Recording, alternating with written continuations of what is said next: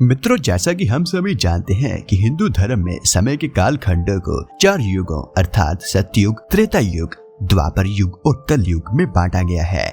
सतयुग इस सृष्टि का वह युग था जिसमें अच्छी और बुरी शक्तियां दोनों ही अलग अलग लोक में रहती थी, जिसे हम देवलोक और असुर लोक कहकर संबोधित करते हैं। त्रेता युग वह युग था जिसमें अच्छी और बुरी शक्तियां दोनों एक ही लोक में रहा करती थी, जैसे श्री रामचंद्र जी और लंकापति रावण। त्रेता के बाद शुरुआत हुई द्वापर युग की। यह युग थोड़ा अलग था। इसमें अच्छी और बुरी शक्तियां एक ही लोक में ना रहकर बल्कि एक ही परिवार में रहा करती थी, जैसे कि पांडव और कौरव। यह दोनों थे तो एक ही परिवार के, लेकिन दोनों ही अलग अलग प्रवृत्ति के थे। फिर द्वापर के बाद आगमन हुआ कलयुग का, और आज का समय भी कलयुग का समय ही चल रहा है। इस पापों से भरे युग में अच्छी और बुरी शक्तियां दोनों एक ही मनुष्य के अंदर रहती हैं। कलयुग ही एकमात्र ऐसा युग है जिसमें पाप अपने चरम पर है। यहाँ रोज ही कई दुर्योधन उत्पन्न होते हैं, रोज ही कई माताएं रोती हैं, रोज ही द्रौपदी के साथ दुराचार होता है, प्रतिदिन ही कई बेजुबान बलि चढ़ते हैं।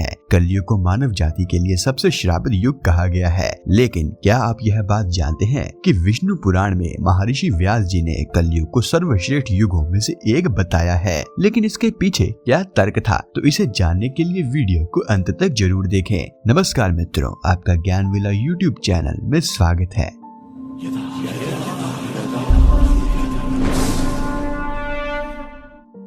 सनातन धर्म के विष्णु पुराण के 6ठे अंश के अध्याय 2 में वर्णित कथा के अनुसार एक दिन महर्षि व्यास जी गंगा नदी में स्नान कर रहे थे। तभी कुछ ऋषियों का टोला वहां पर पहुंचता है और उन्होंने देखा कि व्यास जी नदी में डुबकी लगाकर ध्यान कर रहे हैं। यह देखकर ऋषिगण नदी के तट पर एक वृक्ष के नीचे खड़े हो गए। फिर कुछ समय बाद महर्षि व्यास जी जब ध्यान से उठकर जल में खड़े हुए, तब वह कहने लगे, युगों में कलयुग, वर्णों में शूद्र और इंसानों में स्त्रियां ही श्रेष्ठ हैं।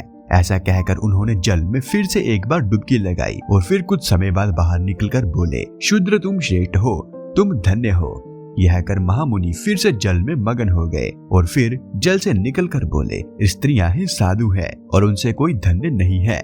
गंगा तट पर वृक्ष के पास खड़े हुए ऋषियों ने जब यह सुना तो उन्हें बड़ा ही आश्चर्य हुआ और फिर वह सभी आपस में बात करने लगे कि अब तक हम लोगों ने सुना था कि युगों में कलयुग सबसे श्रापित युग है और जातियों में ब्राह्मण ही श्रेष्ठ हैं, और फिर व्यास जी ऐसा क्यों कह रहे हैं। तब फिर उनमें से एक ऋषि ने कहा, इस प्रश्न का उत्तर सिर्फ व्यास जी ही दे सकते हैं। तो फिर कुछ समय बाद व्यास जी जब उन ऋषियों के पास पहुँचे तो ऋषियों ने इस प्रश्न के उत्तर व्यास जी से मांगे।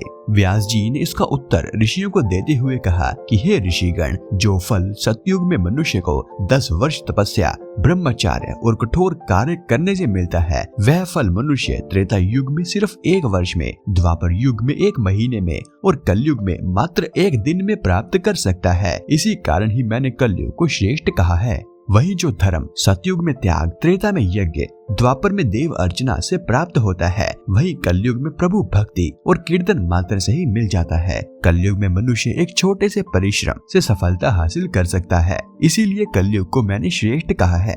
इसके बाद आगे वेद व्यास जी कहते हैं कि ब्राह्मणों को पहले ब्रह्मचार्य व्रत का पालन करना होता था और तब फिर वह वेद, शास्त्रों और मंत्रों का अध्ययन कर तीनों वर्णों का मार्गदर्शन और धर्म का ज्ञान देते थे, जिससे वह परम पद को प्राप्त होते थे। इस कार्य के लिए उन्हें अनुशासन एवं धर्म की मर्यादा में रहने की आवश्यकता होती है, लेकिन अब कलयुग में बहुत से ब्राह्मण इन मर्यादाओं का पालन नहीं करते, इसीलिए उसे परम पद की प्राप्ति जल्दी नहीं होती। लेकिन आज इस कलयुग में भी ऐसा वर्ण है जिन पर यह मर्यादाएं लागू नहीं होती, और वह है शूद्र वर्ण। शूद्र वर्ण कलयुग में प्रभु भक्ति और अन्य वर्णों की सेवा करने से उन्हें परम लोक की प्राप्ति हो सकती है।